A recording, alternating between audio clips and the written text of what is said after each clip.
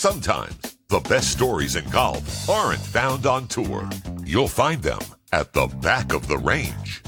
And now your host, Ben Adelberg. And thank you again for joining me here at the back of the range. I am your host, Ben Adelberg. This is episode 57. If you're listening to this episode the day it was released, and why wouldn't you? I am currently here in Orlando, specifically at the Orange County Convention Center. I'm here for the PGA Merchandise Show. Just got in a couple days ago, checked out Demo Day, got to see Lexi Thompson and Blair O'Neill hit a couple golf shots, and let me tell you something. If you've never been out to Orange County National, this is insane. The entire driving range is just a big circle, and you could just hit in all directions, and you have to take a complete lap around the place to get just the entire feeling of, oh my gosh, there's every single club company, every single shaft company, every single putter company. I mean, it's all there. It's a little overwhelming, but very, very cool. That was just the first day, and then tomorrow everything really kicks off at the convention center. I cannot wait to just see all of the products that are available this year, and already have bumped into some pretty cool people. So ran into Marty Hackle, sat down and talked to him a little bit. Going to be seeing a lot more of him while I'm here at the show. Ran into Dennis Walters, just randomly bumped into him at the hotel. Very, very cool to see him. And Bucky. Yes, Bucky is in attendance this year at the PGA Merch Show. So how can you get a little bit more information, and how can you follow along? Well, make sure you're following us on Instagram at the Back of the Range Podcast.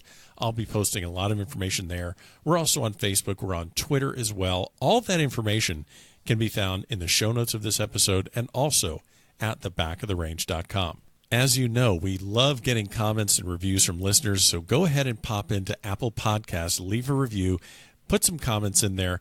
Let me know what you think of the podcast. And, you know, that almost always results in me sending out some free stuff. So if you want a new golf towel to start the 2019 season, and who the hell doesn't, go ahead and leave a comment or a review.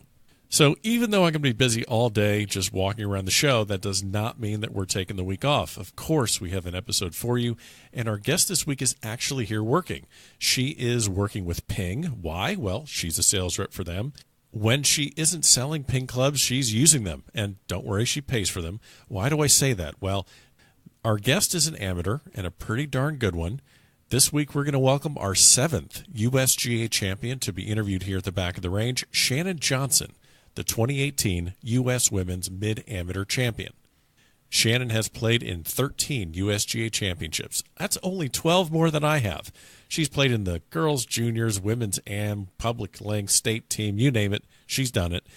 She's racked up 13 state titles in her home state of South Dakota, including 4 straight women's AMs between 2003 and 2006. We talked about her amateur career, her decision to stay an amateur, not turn pro, and her home course of Thorny Lea in Massachusetts.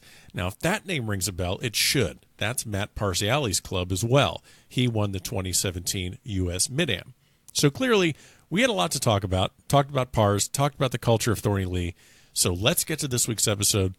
Shannon, how are you? And welcome to the Back of the Range.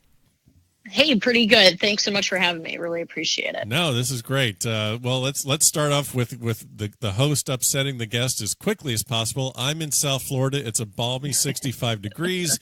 You're in Massachusetts. Go ahead. Fire daggers. What do you think? How's the weather up there? I'm always jealous of everyone who's in Florida or Arizona, California. But yeah, we've turned the corner now. It's we're kind of in the winter wonderland of 30 degrees. Oh. So hopefully I don't, 30 degrees is fine. I can handle that. But once we get in the 20s and in the teens, it gets a little tougher to go outside. Yeah. You're used to this cold weather. You know, we do a little bit of research over here, and you know, what's so fascinating is you've just bounced around the country in largely cold weather climates. Nothing, just when you think, you know, New Mexico and South Dakota, and golf doesn't seem to just roll off the tongue and think like, oh yeah, that's just golfing hotbeds there. But you grew up in South Dakota. We always like to hit on the early beginnings of our guests and how they get into the game. So tell me about the thriving golf mecca of South Dakota and how you got into golf.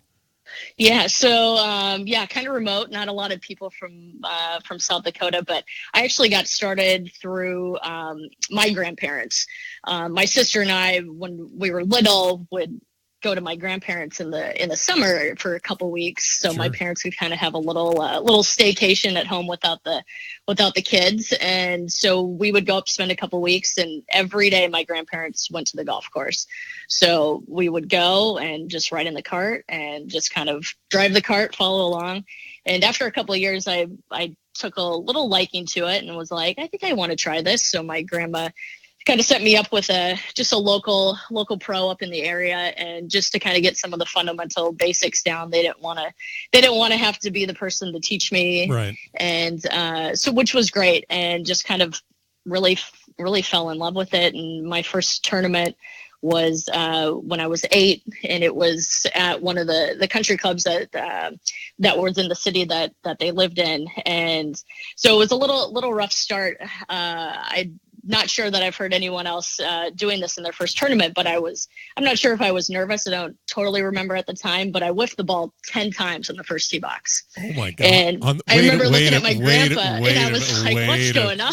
Wait a minute. Hold on. Oh my gosh. This is a first. Okay. So let me just back that one up real quick. I can't let you fly through that one. So Nope. First tee box, opening shot, 8 years Right. old. Please welcome to the tee, Shannon Johnson.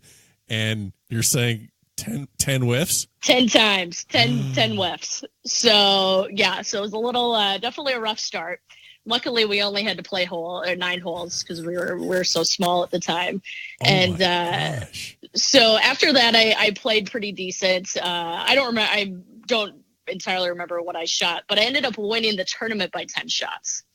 So I come home and I'm super excited, and I see my mom was actually in town, and my grandma and my sister were outside in the, kind of in the lawn, and I drove up, and my trophies out the window, and Oh I'm my waving gosh. it around, and then have to tell them the story that I whiffed it 10 times. But yeah, never had quite that experience after that. But Well, pretty interesting one to get going. That's incredible I mean, that's a traumatic thing. It is, absolutely. And to just go, wow, this is the rags to riches, keep working hard story from 10 whiffs to USGA champion. I mean, as long as I get part of the movie rights, I think we're going to be fine here. Yeah, there you go. That's absolutely incredible. Now, were you athlete as a kid, playing a lot of sports, or did you kind of gravitate just to golf, where that was just your life and sole focus? What was kind of like your childhood like? Yeah, my sister and I were super, super competitive. And is she older, younger, or? She's 2 years younger. Okay. And my mom was a really good athlete. My dad, played football and just in high school, he's a good athlete. Okay. So my sister and I played really competitive soccer kind of growing up, and my sister didn't gravitate towards golf like I did. I think it was a little too slow for her. She liked the fast action sports, and but we played basketball. Growing up in South Dakota, everyone kind of learns how to ice skate. Right. So we'd go out in the ponds a lot, and so I think and then volleyball, pretty much everything that we could get into competitive team sports. My sister and I played, and my sophomore year of high school, our city finally started a girls ice hockey league. So for the state, so I played with a bunch of my friends, and my sister played. And so we didn't, I think we lost one for my 3 years that we played in high school. We lost one time to an in-state team, which was unbelievable. And so we had an awesome time. And so it was really, once I got to high school, it was golf in the summer. And then once we couldn't play golf anymore, we transitioned to hockey, which was a lot of fun. Oh my gosh. I'm just thinking about hockey, how obviously in Florida, not the biggest sport we have around here. And hockey is just such a quick, fast, violent game compared to golf. So would you consider yourself a golfer that plays hockey, or were you a hockey player that played golf? I would say probably more of a golfer that played hockey, although it's just, you can't, golf is just it's more of an individual sport. And Sure. I had so much fun, and I have so many good memories of just my friends and I playing hockey and traveling to tournaments. And I would say I probably had more fun playing hockey than I did golf growing Right. up. But I had more success on the golf side as opposed to the hockey. So, Now- and it's a little easier on the body as well. Yeah, I was going to say, I'm just getting a sore back just thinking about it. But so I know I have limited knowledge of hockey. I have limited knowledge of a lot of things, but hockey's up there on the list. But I know that there are some leagues where you can check, you can have physical contact, and some you can't. Obviously, things happen, but there has to be a story of you just laying some girl out on the ice at some point. Not saying Yeah, that's I your was- personality that I'm picking up on that right away. I'm just saying, but there's got to be a story. Right. I think you're headed in the right direction. I Sweet. was definitely one of the bigger, kind of the taller, bigger athletes that was on the ice. Yeah, because you're like 5'8", right? Yeah, yep, exactly. And just playing all these sports, I mean, obviously we gain a lot of muscle mass, and Sure. pretty intimidating figures out there. And I think it was just kind of just my personality, and we always had targets on our back wherever we went because we were a great team. Right. And so people would try and get under your skin, and I'm just kind of, the person that I'm going to push back if someone's pushing me. So there were some games tall that in my chair, so I'm just there's some games that got pretty heated, and but those are the games that you like cherish, and those are the games that you like want to play in. Oh yeah. And we had some pretty big rivals once we got to my to the senior year. We had some fun games against a lot of teams in the state. So yeah, but it was good. That was just kind of my personality, and I think it's great because golf is such a calm sport. Got to keep a level head. So I can do that in the summer, and then when I want to, get on and kind of rip it up on the ice, I can go and do that. So it was really kind of a nice. It's always been a really good outlet for me. That's a great balance of, all right, I've been good all year long, all summer. I've been really calm. Now I just need to lay someone out. So exactly. So you play golf throughout your childhood. You go to New Mexico. You were 2-time Mountain West All Conference selection for New Mexico. So tell me a little bit about just playing golf or your experience in New Mexico. I know that you transferred to Indiana. You had great success there. You were all Big Ten as a senior. But kind of give me an idea how you came to choose New Mexico, and then also how you transitioned over to Indiana. Yeah, so coming out of South Dakota, I knew I needed to get to a warm weather climate if I wanted to really see how my game could progress, and if I could, maybe take it to the next level after college. And so it really came down to University of New Mexico and also New Mexico State. So I went and took visits at each, and I really kind of fell in love with University of New Mexico in Albuquerque, and their practice facilities were unbelievable, and they had a really, really good team at the time. And it was myself, and there was 2 other freshmen that came in, one from Oregon and one from Canada. And we had an awesome team. And so for 3 years, I think my junior year, we were ranked usually pretty much in the top 5 in the country. Struggled a little bit at nationals, and so it was I really got better being down there, and just the facilities and warm weather. You cannot get better. It's just an unbelievable place. And then decided to sit out my senior year, kind of just coach and I just not really seeing eye to eye. And our assistant coach at New Mexico at the time got the head job at Indiana, and he kind of took over a little struggling team after Sam Carmichael left, which he had some great programs and great players that came through. And he said, if you want to come play, I've got a full scholarship for you. And I hadn't even really thought about it. And it was an unbelievable opportunity. So I was able to play 1 more year, do grad school at the same time in sports management, which was unbelievable. I had so much fun with it. And I got to meet a lot of awesome people and play in the Big Ten, which was so different than anything. Like we were in the, Big Ten, or we were in the Mountain West, and then we play all the Pac-12 schools. And sure. so it was two totally different golf experiences. But I wouldn't change it for the world. It was great. What did you pick up out of, like, we have a lot of juniors that listen to the podcast, parents of juniors, always that big decision that they have to make of where to go, where to, which school is going to be the best fit personality wise. So did you pick up something different as far as the personalities of your players, coaches at maybe New Mexico that was different than Indiana? Did you see difference, not just in the quality of play? I'm sure bigger conference, bigger courses, better players, but did you pick up anything different in those two schools that showed you that you were a good fit for Indiana, a good fit for New Mexico, maybe for both, but maybe just something that you can talk about that's just a difference in the two programs? Yeah, I think navigating the recruiting waters is always tough, and there's nothing easy about it, no matter what anyone ever says. And I think the biggest thing is to take a bunch of visits, even if they're unofficial visits.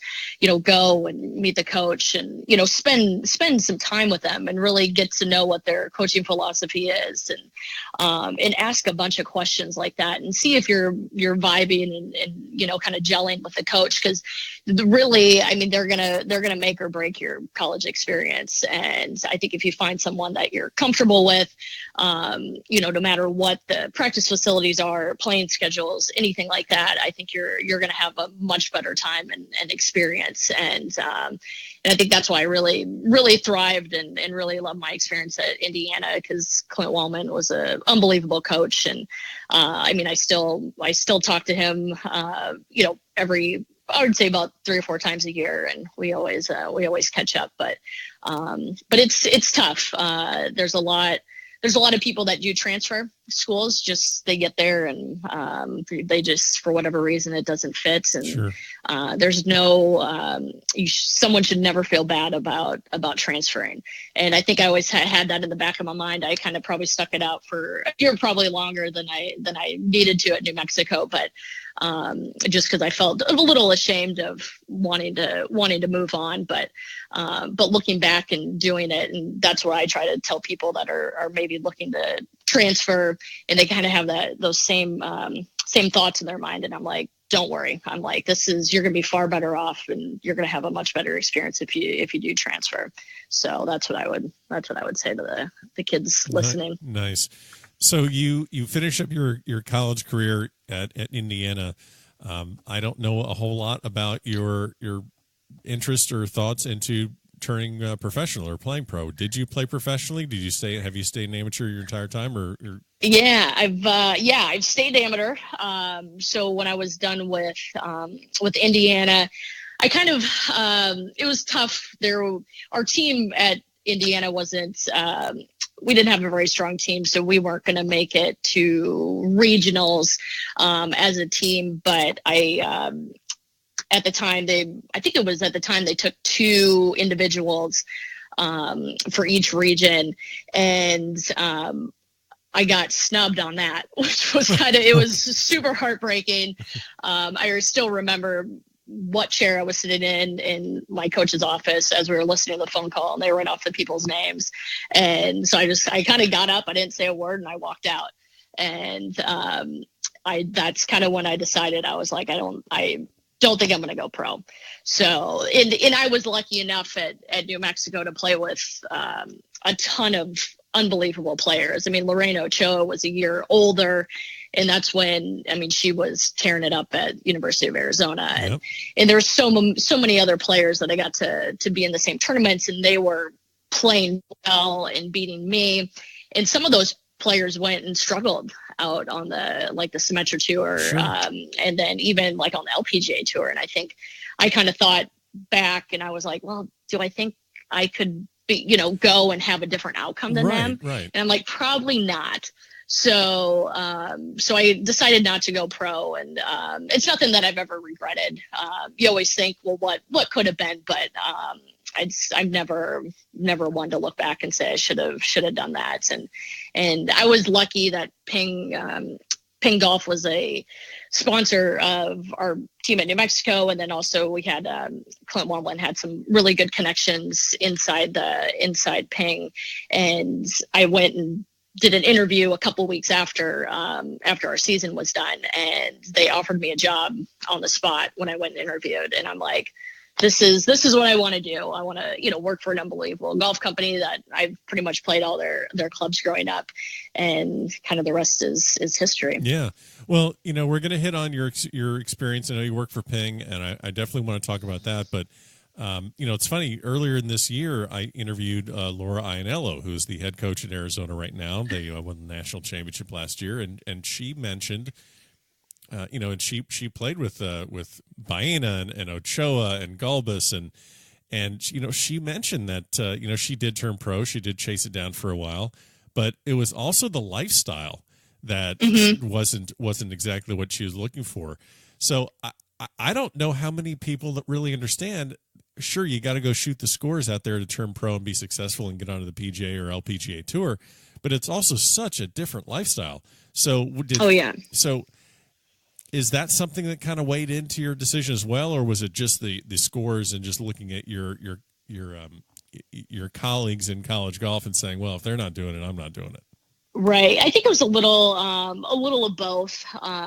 Just the lifestyle of really you're kind of living out of your car, especially on the Symetra Tour, the Futures Tour back then, what it was called, and just driving to all the tournaments. And I love to go out and just play. I'm not a huge person that's going to go out there and practice and grind it out and spend hours on the range or hours on the putting green. It was so tough for me for college to do that. Okay. And so I'm like, I don't know if that's, if that would really gel. I'd probably have to put in a ton of extra work besides, the practice rounds and going out and playing.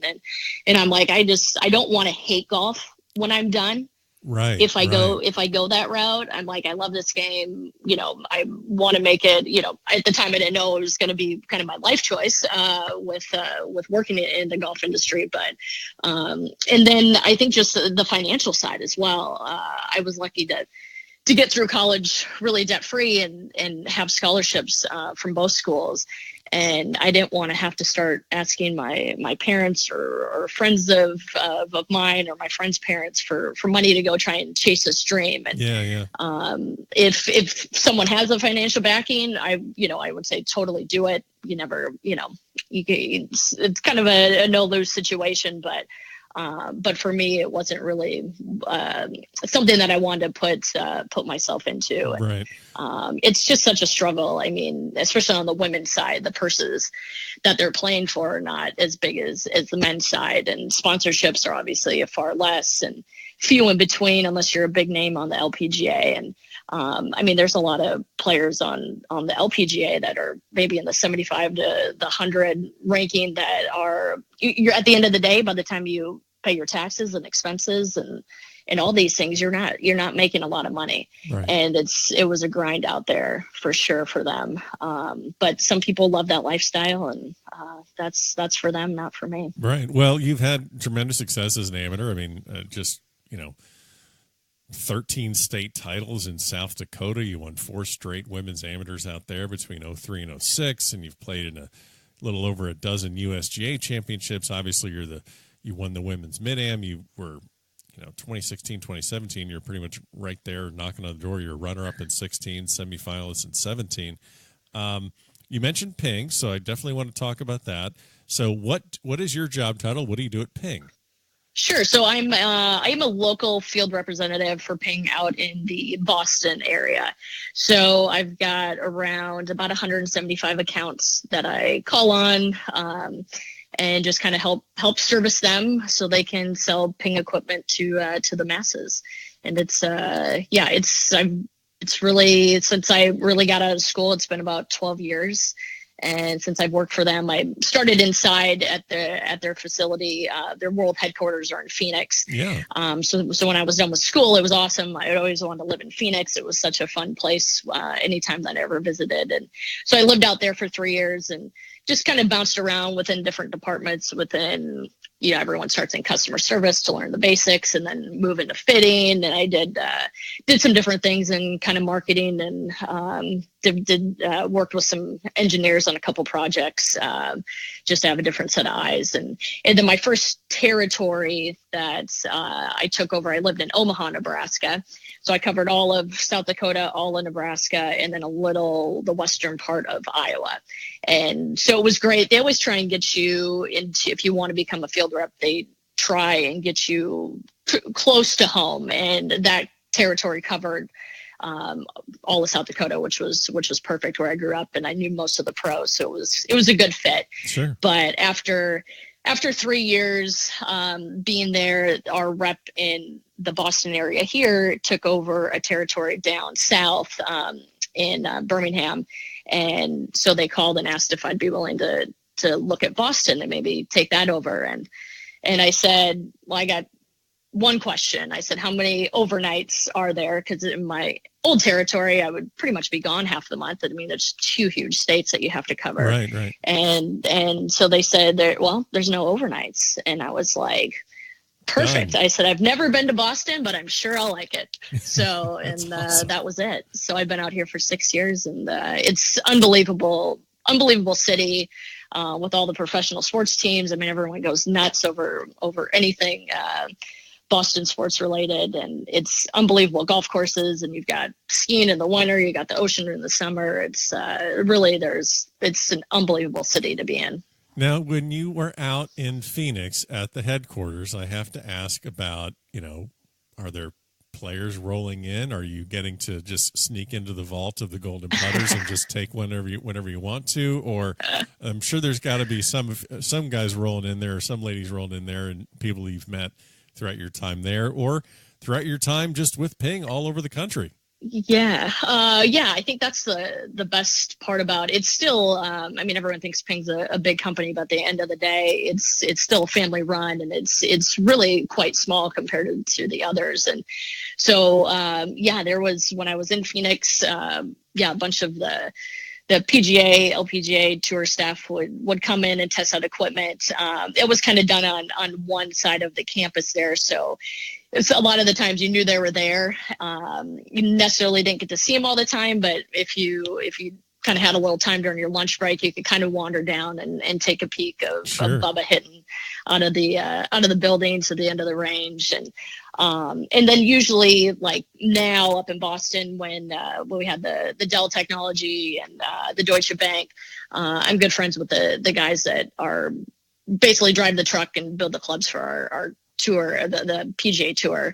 So I'll go out to a practice round and hang on the truck, and they'll, Bubba will wander in, or Louie or Tony, and they're all unbelievable people, and they're very gracious and with kind of what we do, because obviously it's everyone kind of has their job to do, so we can support everything on the PGA, and it all comes full circle. But It's a great company. Now, when the regular amateur golfer that's listening goes to the local, golf shop to get clubs regripped or something done, you got to kind of wait your turn, and it takes a little while. Maybe you get it in the same day or the next day. I'm sure with you hanging out at the tour van, how ridiculously better are those guys at working on clubs than maybe just the standard person at a golf shop? Like, have you sat and just watched what they do? Like what level are they at? They're, that's all they do. Right. So they're unbelievably good at it. And I think every company is a little different in how they do their regripping, and ours is a little different than others.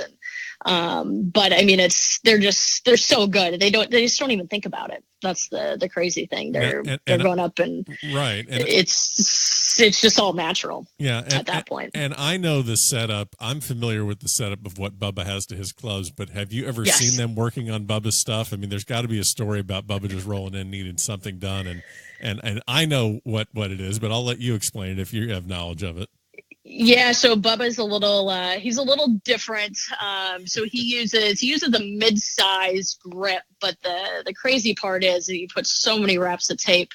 Now I can't remember exactly. It's like I want to say it's like 11 wraps of tape under like his left hand, which would be his bottom hand, and then it's I want to say it's like 8 on the top. So it's really tricky. So the guys on the truck when they're doing his clubs, they have to be totally focused and not having a conversation. And what they'll do is they'll start wrapping it and they'll make little tick marks. They'll have a little piece of paper and they'll make tick marks so that they know how many wraps that they've got under each. Because as soon as they put the grip on and Bubba comes in and he kind of grips it and does his thing and looks at it, he'll know if one piece of tape is missing from either side, and he'll come in and be like, nope, you missed it. And sure enough, like they'll go and take the grip off and count the tape, and he's right all the time. Oh, man. So it's just, I mean, it's unbelievable what he can feel. And it's just, he's just so good with his hands and around the green. I think that's the biggest thing that people maybe just think he can hit it a long ways, but his short game is phenomenal. And it's and I kind of tried to do something a little this year. Usually we'll go out to eat with those guys, and I love to pick their brain about what new things or anything different that anyone's doing. And Bubba, I don't know if he's been doing it a couple years, but he plays a really light swing weight on his lob wedge. So it's like a D1-ish is, I think, what they get it to, which normally a lob wedge is probably like D6 if you're just like standard length. And so what they found is that because it's a lighter swing weight, he can actually hit the ball and be a little more aggressive. Right. And because it's a little lighter, it's not exploding off the face when he hits it. And so I was like, oh, that's interesting. So I had a couple backup wedges. And so I brought it out to the truck when they were here early September, end of August. And I said, do it. I said, do the same thing. And so I took it out, and it was really crazy. I took it to Thorny, practiced a little. And the first chip that I hit with it, I short-sided myself, and I had to go up and over a bunker.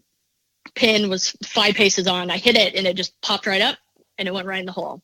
And I'm like, oh, maybe there's something. Maybe there's something to this. And I ended up I played it at the Mid-Am and had pretty good success. So I think we'll stick that one out for a little while. Definitely. Wow. So that's very, very interesting. I will definitely, I might have to grab one of my knock-around wedges. Yeah, if you got an old one just hanging around, try and change the swing weight and see what happens. It's only, it's all guesswork to see if it works for you. And some of the other PGA Tour players have tried it. It just doesn't work for them, so they can pop in a different weight and, no damage done. Yeah. Pretty good. Interesting. Yeah, there's, I appreciate you sharing that story, and I know that there's tons of people playing ping. You mentioned Thorny Lea, so you are not the first member of Thorny Lea that has been at the back of the range this year. Spoke with Mr. Parziale earlier this year.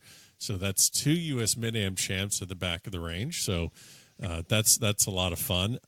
How did you come to join Thorny Lea? It's in Brockton, Massachusetts. But how did you come to join Thorny Lea to make that one of your home clubs? Right. Yeah. So when I first moved out to the Boston area, I was living in Foxborough, that's where the Patriots city that they play out of.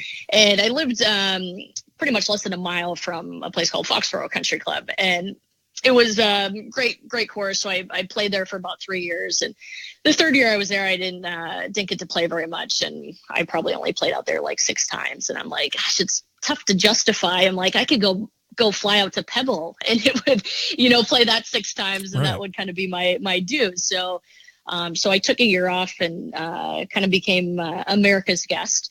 and just kind of traveled around, played different places. And it's so crazy in the summer. I mean, our work schedule is just loaded with demo days, and we're just all trying to cram in that selling season as best we can, so that it doesn't make a lot of time for playing. And so took a year off, and then was talking to some friends of mine, and one of my better friends, Sue Curtin, who plays at a couple different courses, is like, well, you should check out Thorny Lea. She's like, one of my best friends is a member there, and I had played. We had won Mass Am championship there, so I got to play it like 7-8 times a couple of years prior. An unbelievable golf course, and the greens are always slick, and so come to find out, I mean, I knew Thorny had some great players, and after diving in a little bit more, it's an unbelievable club with a ton of history and a ton of unbelievable players still, obviously with Matt being one of them. Sure. And so I joined there at the start of last year, and I've loved every second of it. It's a unbelievable golf course, and just, I think just the people there, that all the players, they want you to play well, and they're always there to offer any advice if you have questions. And I think you have to go play with better players, obviously, to become better yourself. And I think that's the fun part about it. And everyone loves golf, and they love to socialize and have a few drinks after. And it's a great environment to be better and have fun. Sure. And when did, it's funny. So Matt Parziale wins the US Mid-Am in 2017. You win it this year. When did you first meet him? And do you guys have games against each other? Like what's, and also what's the vibe after you win? I mean, you've won numerous things up in Mass. It's not like they're not used to you winning stuff up there. But like, what's the vibe after you win the Mid-Am? What's the vibe for him after he won the Mid-Am? Did anything really change? I mean, it's probably a lot more excitement just around the club.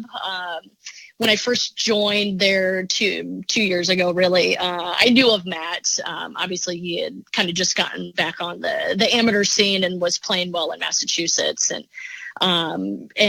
so I knew him. And then we just kind of met at some point, and was like, oh, we haven't officially met.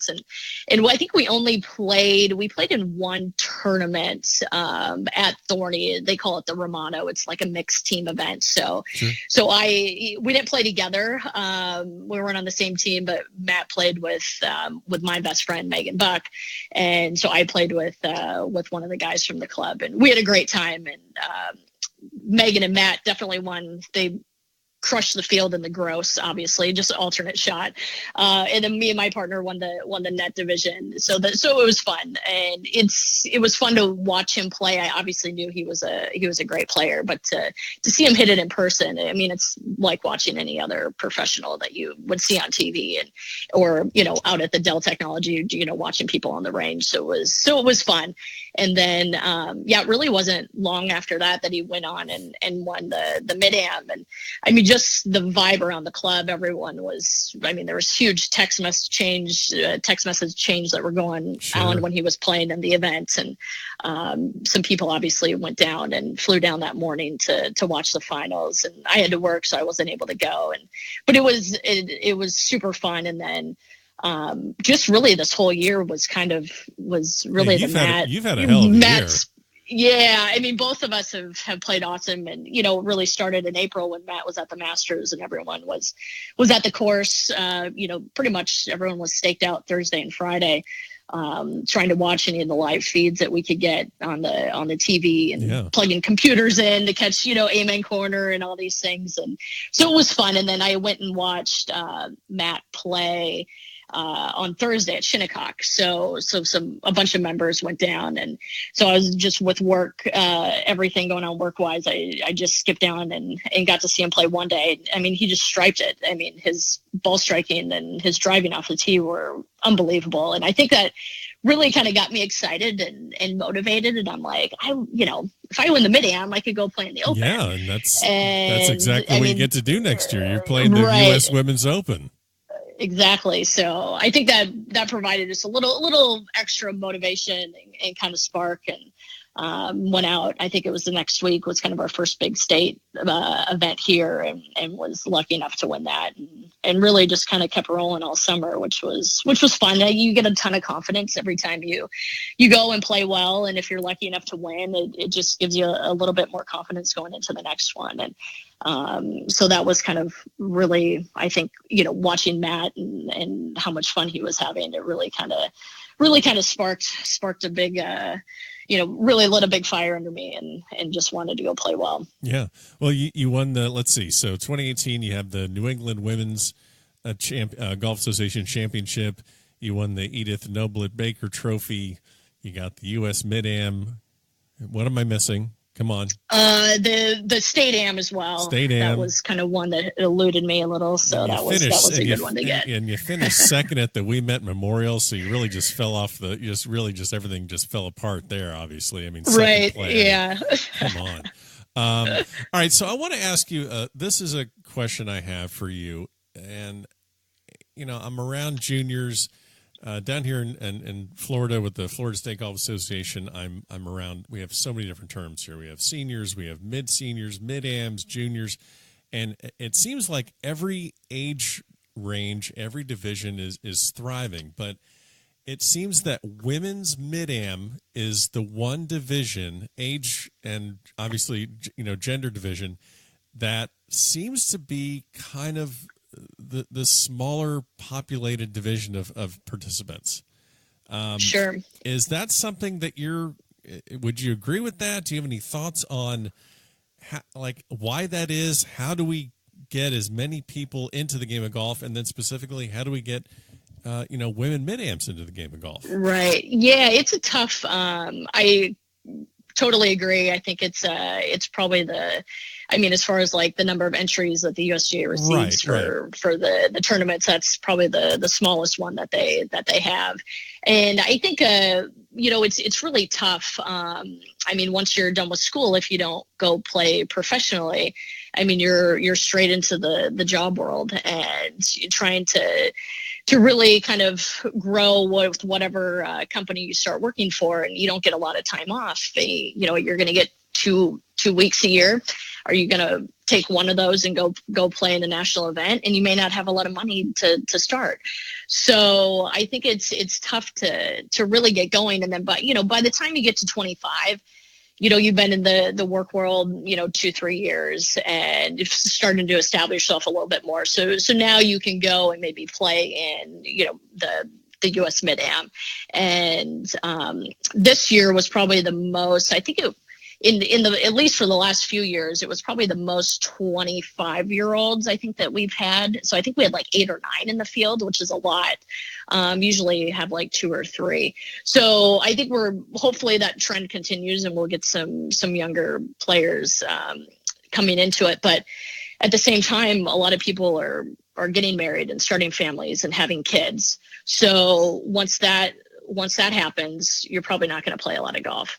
And so I think there's a lot of factors that come up that, really aren't publicized out there, but there's little things that prevent us from going to play. Yeah. And golf is it's not like going to the gym. It's not like just something where, and I guess maybe this is just my own thought on it. It's really tough to spend a lot of time with something and then not see the rewards. It takes, right. Golf is not fun for the most part if you're struggling and shooting 95, 97. Like, all right, well, we'll just try it again next weekend. If you're competitive and you want to be good at it, it takes a lot of time. Yeah, but I also, I just don't see a lot of women mid-ams just like playing casually at the club or playing casually. Yeah. I don't see it. So, yeah, it's tough. It's just there's not enough hours in the day. And if you got little ones, it's, school and pick up from school. And if you're working on top of it, there's not going to be a lot of hours to go and play. And I think that's the tough part. I think just even like on the public side, if, you're going to go spend 2 hours to go play 9 or, over 4 hours to go play 18 holes, it's a huge commitment. And I think that's the one thing I found, that joining a club, and there's obviously very high end, there's lower end, but if you're going to go pay a membership, and whether it be $2,000-$3,000, that gives you at least the luxury to go to those courses. And if you only have time to play 2 holes, go just play 2 holes. Right. I mean, there's countless times this year that I've snuck over to Thorny just on my way home from work, and I just want to go hit a few balls on the range, and then I'm going to go play 2-3 holes, and that's enough. And it's good practice, but at least it kind of keeps you sharp. And I think if more people maybe took that route, maybe that would help them stay a little more competitive, or just be around it. And I think then they'll find other people they'll play with, and it'll be a little bit more social and a little more enjoyable at the same time. Nice. So you have this great 2019 schedule coming up with the U.S. Open. You have the U.S. Women's Am. You have the U.S. Women's Mid Am. I mean, you have your exemptions rolling pretty nicely, so you're going to be getting a lot of invites. What are you most looking forward to next year? I obviously probably the Women's Open that'll be the top tournament that I'll play in next year. And have you reached out to? With your experience playing in all these other USGA events, I'm sure you've bumped into some of the LPGA pros. You've made your contacts with the USGA. Who are you most excited to maybe talk to, maybe play a practice round with? Do you have anything lined up for next year? So I haven't. I will shortly. I was going to wait till after the first of the year to kind of reach out to our Ping LPGA rep and have him start putting some feelers out there. I would love to play with Brooke Henderson. I think she's on our Ping staff, and she's she's just a super nice girl, unbelievable golfer, obviously, and player. And I think just being around her and then her sister, it would be kind of fun to pick their brain a little bit. And then Brittany Altamare, I actually ran into her dad because she grew up out in this area, and I ran into her dad at maybe like a month ago, and so told him I was playing, and he's like, well, we should play a practice round. So I don't know if he told Brittany that or not, but so we'll see. Maybe play with her. And then Megan Kang is from this area as well, so that would be it'd be a fun little Massachusetts group there if we could get that. Absolutely. But and then whoever else, I'm totally up for anyone to play a practice round with, and it'll just be. I'm just so looking forward to the experience and really just kind of taking it all in and not having turned professional out of college. I mean, I've never played in a professional event, and not many people can probably say that their first one is going to be a major. Of course. And it'll be unbelievable. And I have to go back to your Ping demo days. So you're going around to different country clubs to get different golf courses, and not me, but I'm not speaking about me, of course, but some guys out there think that they can just hit the ball super far and they're going to be so much better than any woman that's trying to fit them. And again, this is not me. But like I said, they may think that she doesn't know what she's doing. Right. Any fun anecdotes you can share about, maybe someone going up to a guy like, yeah, you see her over there? Yeah, she's the best women's mid-am in the country right now. You might want to let her tell you that you need to drop that right foot back or maybe fix that grip. I mean, she kind of knows what she's doing. Yeah, I think I only had, when I worked in Phoenix, I traveled all over the country on our fitting vans, fitting people at demo days and fitting days. And I think I only had one experience where I was trying to help this guy out, and he just was like, nope, I'm good. And just kept kind of lingering around. Sure. And just kind of went back to him and was like, can I help you with anything? Nope, I'm good. And then one of my best friends was on the truck with me. And so he went over and talked to the guy and started helping him. And he's like, I didn't want her to fit me. And yes. My friend goes to him and he goes, she could kick your ass. and so he kind of looked at me, and I was just like, whatever. I mean, you'll run into people like that. Sure. And it's totally fine.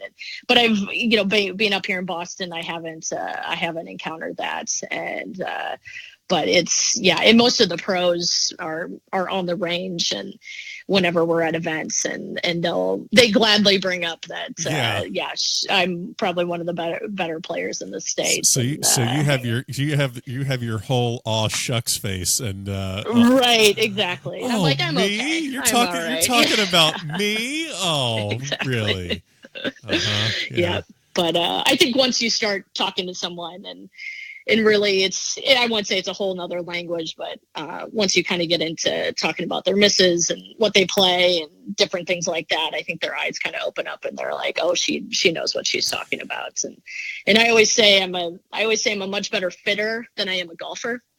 So I get out of do here. very well. Get out of here with that crap. Come on, Shannon. Right. Come on. I can do a lot of things. I can make a lot of fun things happen with people's golf games. So, but yeah, I think that's the best part. It's a very rewarding job going and helping people. And if you can get them to hit it better and play better, I mean, that's what we're trying to help kind of grow this game. And it always puts a smile on my face. Good. Well, we have a couple random questions here at the back of the range. These are fun. These are stupid, but I ask them just about everyone. So let's see here. Would you rather? Well, I think I already know the answer to this one with your special wedge. But would you rather play a round of golf with no tees or no wedges? Definitely.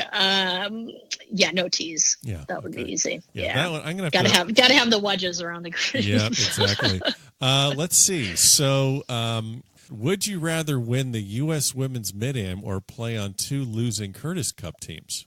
Ooh, that's a tough one. I'm gonna take your Women's Mid-Am away from you, but I'm gonna let you play on two Curtis Cup teams. Yeah, I want the Mid-Am. Okay. So that's, you want to be a USGA champion. Yep. That's the best part. Let's see. How about this one? You can give a major championship to anyone in history, alive or dead. No majors, 18 majors, anything you want to do. You can give a major championship to anyone. Who'd you give a major championship to? I think that's an easy one because I think Lee Westwood deserves a major before he calls it quits. And what clubs does Lee Westwood play, Shannon? Of course, he plays pink. There we go. Okay. So, yep. Let's see. Jack Nicklaus won the Masters in 1986. Compare that to a potential fifth green jacket of Tiger Woods. Which would be the more substantial victory? I would say Tiger. Okay. I think just with everything he's done for the game of golf, and it's fun to see him back in the winner's circle, and it would be unbelievable if he could win a major again, coming up in the next couple of years. I think it would be super fun to watch and experience all over again. Okay. The match featured Tiger and Phil recently in Las Vegas. Match 2.0 is going to be Shannon Johnson versus who? Ooh. And you get to pick anyone. Male, female. It could be the guy in Phoenix that doesn't think you know what you're doing. Anything you want. You pick anyone you want to. Might as well pick Matt. Make it a Thorny Lee versus Thorny Lea. Why not? Wow. That would be fun. Although I need to play from a different set of tees than him. Oh, now we're coming he hits it way too far. Now we're coming up with all these rules now. I know, right? All right. I got to slide it a little more in my favor. We got the challenge match going here. What should the stakes be? Because money doesn't mean anything to you amateurs. So what would the stakes be? You got to play Parziale. So Parziale Johnson in match 2.0. What are the stakes? Wow, that's a good question. I don't know. Might just be some beverages afterwards. That's kind of what the normal bets are at Thorny, and they've got some pretty heavy pours over there, so you only need a couple. Man, I'm telling you what, I'm so glad that I get a summer membership down here at Quail Ridge Country Club in Boynton Beach, and one of the really good things for myself, my health, and my liver is that when the summer membership expires, I get a little bit of break because I don't know what it is, but apparently country clubs pour way different than just about any place else. So exactly. Yeah, it's terrible. What is the drink of choice at Thorny? What's your drink of choice at Thorny? So I kind of do a little different take of a transfusion. Okay. So Tito's is always my go-to vodka, and then I just do soda water and then a little splash of grape juice. Okay. So rather than having ginger ale, it's a little less sweet for me. So as we've stated throughout the entire episode, 2018 U.S. Mid-Am champion. You were runner-up in 2016. You made it to the semis in 17, so you finally break through. You get that win. So this this tournament victory at Norwood Hills in St. Louis, Missouri. I'm not going to walk you through the entire the entire qualifying rounds and the match play rounds, but you have a pretty tough opponent in the final, Kelsey Chug, and you win that match 1-up by winning the 18th hole. So can you walk me through maybe the last couple holes of that match? Yeah, definitely. So I was actually one down going to the 16th hole. Okay. And so we both hit on the green. I had probably just over a 30-foot putt. She was about a foot inside me. And I get up and I hit a good putt, and about 4 feet from the hole, I was like, that's in. So I kind of start walking to it, I don't know where it came from. Oh no. And make it. And I think it kind of rattled her a little. And so she get up and, I mean, she made a good putt. She putted well all day and kind of burned the edge. And then both just kind of made pars on the 17th hole. And so we're all square going into 18. And I hadn't played the 18th hole, all the match play, never made it that far. But it's just kind of a really straightaway par 5. I think he was playing about just under 480 yards. And so I get up and hit a great drive left center of the fairway, and Kelsey gets up next and hits and kind of has a little cut on it, but still hit the fairway, but was about 20 yards behind me. And so we get up to our balls, and so my caddy Matt and I were kind of looking over the yardages, and we had I needed to hit at about 200 to clear the front edge of the green, and the pin was tucked in the back left corner, so it was about another 30 paces on to get to the flag. And so we're kind of looking at it, and we're like, well, let's see what she does. And so it was a tough hole because there was out of bounds rights, anything around the green, there's a bunker, there was just some gnarly rough that you never wanted to be in if you could avoid it. And so she got up and actually laid up, and she probably had about 60 yards in on what would be her third shot. So she laid up, and so I look at my caddy, and I'm like, this is like a perfect 7 wood. And you're a little more jazzed up, so we knew we could definitely fly at that yardage. And I had to. The trees were kind of coming out into the fairway, and the pin was tucked around the back left corner, and so it set up perfectly for a little draw that I normally play on every shot. Ball was sitting a little above my feet, and so I choked down just a hair and just hit an awesome shot. And it's one of those things that how you picture it in your mind was exactly how that ball flew onto the green and started rolling right towards the hole. And of course we're so far away, we can't see how close it is, but everyone was up clapping and kind of hooting and hollering. And so we knew it ended up pretty close. And so we get up there, and it's about 18 feet short. And so Kelsey stuffs one in there about 8 feet. So I'm walking up, and I'm like, I could win it with an eagle. It would be an unbelievable story. And so I get up. The problem is that Norwood greens were so tricky.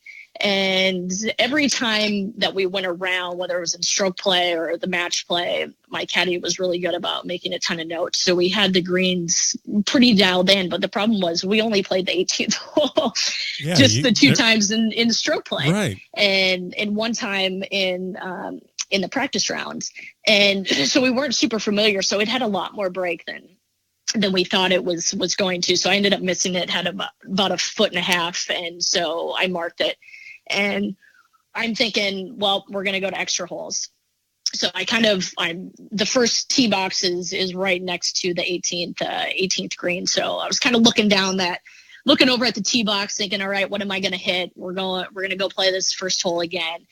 And because Kelsey made almost every putt that she looked at that day. And so she got up and she missed it. And I was like, oh my gosh, like I can't believe she missed it. I was in total shock. And I'm like, okay, I got to go hit this 1.5 putt. There wasn't any nerves or anything like that came over me. I'm just like, okay, I gotta go hit this in. So I went and hit it in, and everyone's clapping, and I'm just still in shock, and I don't really know what's going on. Right. And then my friends that my best friend Megan played in the tournament, so she was there. She'd stayed all week, and then I had a couple friends flying from Boston that morning, so they're running up to the green and they're crying, and I'm like, I still don't know what's going on. You're the only one that doesn't know what's going on here. Right. And they were crying, and they're like, why aren't you crying? And I'm like, I don't know what's going on. And it was just and it took a long time, I think, for it to set in. It took probably like a month later that you can finally kind of really appreciate it and look back at the long week that it is and what you accomplished. But yeah, it was fun to have my parents there, my my best golfing friends there, and it was to be able to share that moment with them was incredible. Well, Shannon, I really do appreciate the time. Thanks so much for joining us here at the back of the range. We'll be looking for you at the U.S. Women's Open this year, so best of luck with that. And again, thanks for joining us here at the back of the range. Yeah, thanks so much for having me. Enjoy that warm Florida weather. Yes. And another great episode comes to a close here at the back of the range. Thank you so much to Shannon Johnson for joining us here this week. Remember, follow us on Facebook and Instagram and Twitter. I'm going to be walking around the PGA Merchandise Show, posting a lot of great content. Feel free to reach out with any questions, and we'll see you again next week here at the back of the range.